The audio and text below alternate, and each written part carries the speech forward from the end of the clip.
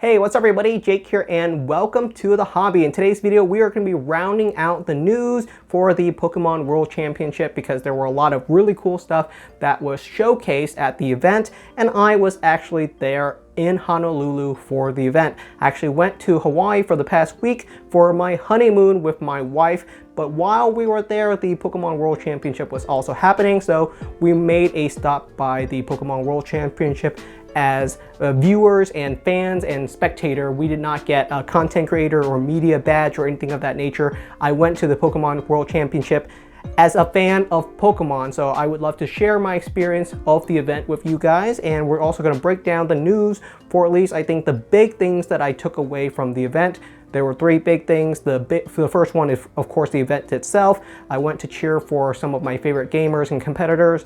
And the second piece is going to be the return of owner Pokemon or partner Pokemon coming out next year, which we already kind of knew. I talked about that recently in one of my recent videos. And the last piece is going to be on the Pokemon TCG Pocket, which is going to be released on October 30th. You can actually pre-download it or get ready to download it on the Apple App Store as well as the Google Play Store or the Android Store, whatever you want to call it. So that app is actually coming out pretty soon, and we actually got quite a bit on that specific piece. Those are what I took away as a collector, so I think it'll be fun to at least share my thoughts with you guys. Before we get started though, I'd like to thank Drip for sponsoring today's video. I'm going to be doing a vintage auction live stream on August 24th. It's also going to be my birthday live stream. We are giving away $1,000 worth of vintage booster packs courtesy of Drip. That includes black and white booster packs, diamond and pearl, EX Emerald, Sun and Moon, X and Y Flashfire, just a bunch of really cool booster packs. Some of these you may have never seen or touched in your life, and you have a chance to own some of them inside of your collection. No purchase necessary, so definitely check out the live stream. It's my birthday live stream. I'm gonna really enjoy it with you guys. We're also gonna be auctioning off a bunch of really cool vintage Pokemon cards. We got Shadowless Blastoise available for auction. I think that's just cool, so definitely check it out. And thank you again to Drip for sponsoring today's video. So let's get started. What was my thought on the Pokemon World Championship? Like I said, I went as a pure spectator. I did not go as a content creator. I did not get a media badge where I get to skip the line or anything like that. So I experienced the whole entire thing as a regular fan. And as a regular fan, I would say the experience was extremely lackluster. If you went as a regular spectator, what you could have expected was a 4-hour wait in line to get your badge. And then if you wanted to experience the Pokemon Center, which was also another big highlight point, you also had to pre-schedule your time. And even if you pre-scheduled your time for the Pokemon Center, it doesn't really matter. That's also another 3-hour line. We actually scheduled a very early visit for the Pokemon Center. Our time slot was 10 a.m. and we did not get into the Pokemon Center until 1 p.m. And by then, pretty much everything that was really exclusive was fully sold out. I could not get myself a Honolulu World Championship backpack. I could not get myself a playmat. Don't get started on the Bear Walker skateboard. Pretty much anything that was really desirable and exclusive was very, very quickly sold out, which was extremely unfortunate. It also sucks for a lot of the fans that they had to wait so long outside of the event. It was very hot. They gave away water once you got inside, but it was still left a lot to be desired for just a regular fan. I know some of the content creators, they got to go in very early, skip some of the lines, and obviously that's a much better experience. I think that's completely fine. It makes sense, but I think they're gonna give it rave reviews. But for a regular goer, I would not say that the experience was really, really worth it, especially once you walk outside of the Pokemon World Championship, because all of those exclusive items were being sold on the streets by scalpers for double or triple the price.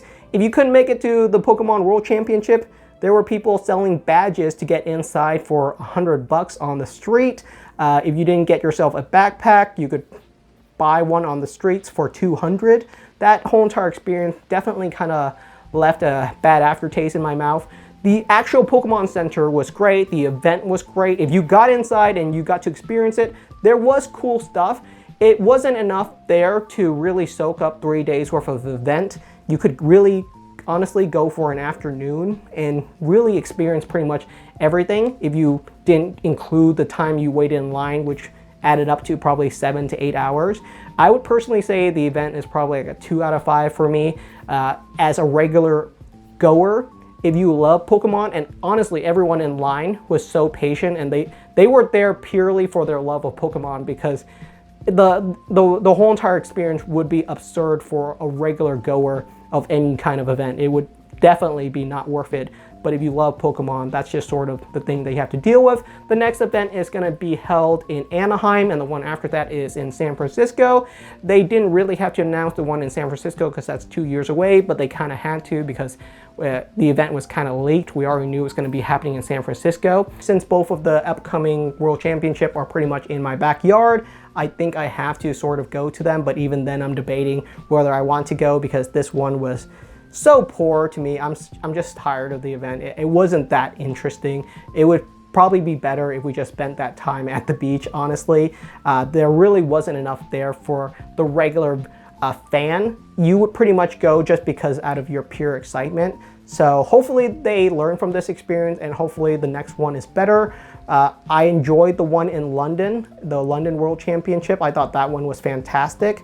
So it just depends. I don't think every single World Championship has to absolutely suck. It just so happens that this one, there was just a lot of issues and people had to wait in line for a really ridiculous long time for poor technology and stuff like that. But hopefully, yeah, if they fix all of the issues, then the next two could potentially be really great. I would absolutely go again, just purely for fans, for viewers, and to see people like you guys at the event. And I think that's really what gets me going.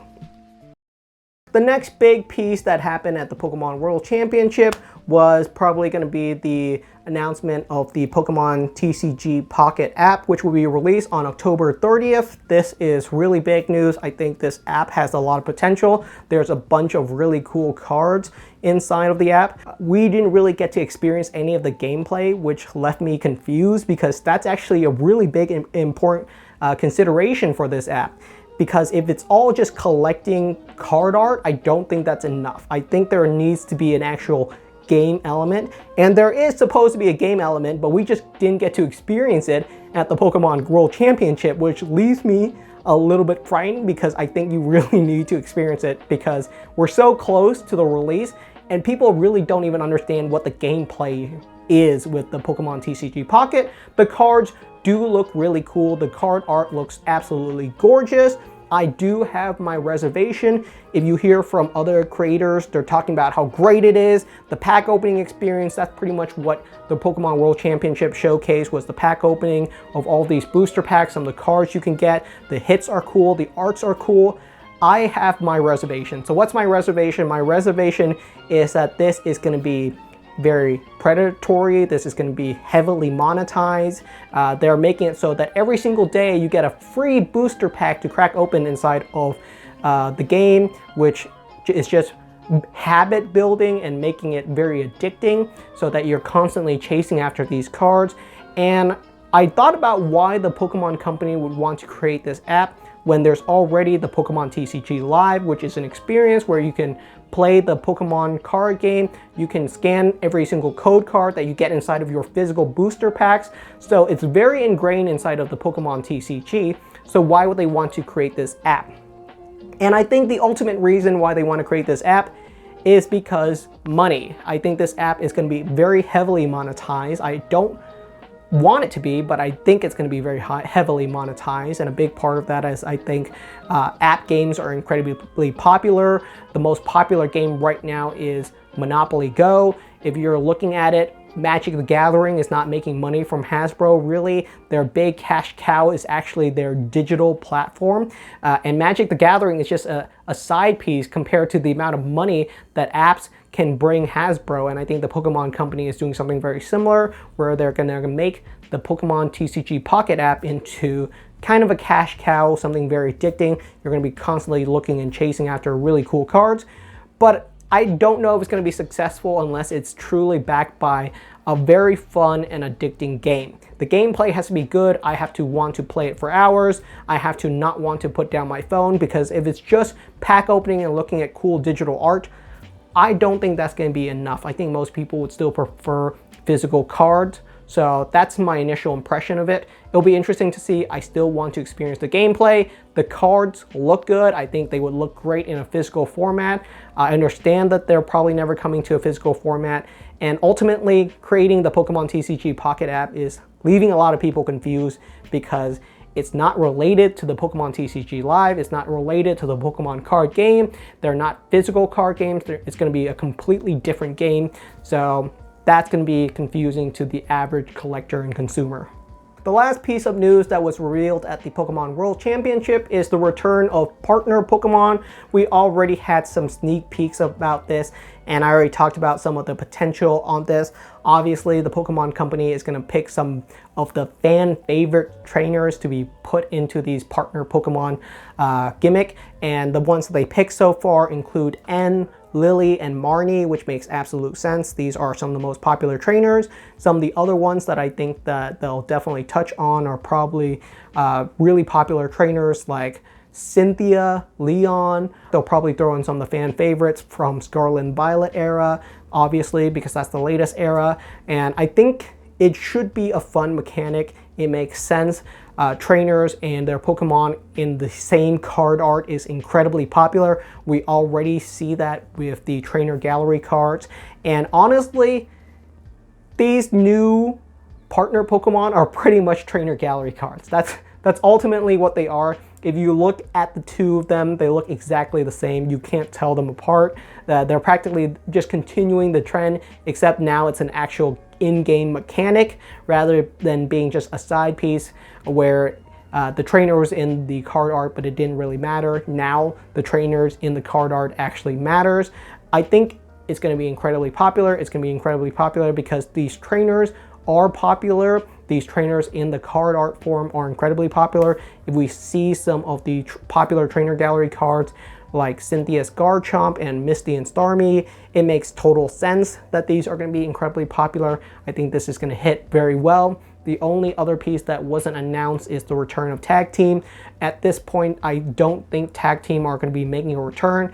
Ultimately, it was purely speculation whether Tag Team is going to be making a return or not. I still want Tag Team to make a return, but it may just be too many mechanics. The Pokemon Company only releases one, maybe two gimmicks every single year. Next year's gimmick is obviously the return of partner Pokemon. So I don't know if they're going to bring back tag teams. It just doesn't make sense to combine the two right now. It would be super cool. Don't get me wrong, I still think it's super cool, but I definitely think the tag team portion is a far-fetched.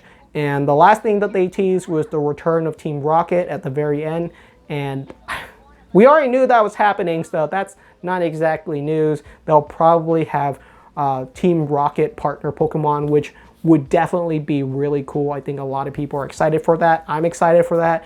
I already know next year is going to be stacked, but overall, I would say my final thoughts are skip the lines, enjoy the con from your home, enjoy the Pokemon World Championship from the comfort of your home. Don't go to the event, honestly, unless you're a diehard fan who's willing to wait 8 hours in line, because that's how long we were waiting in line for this event.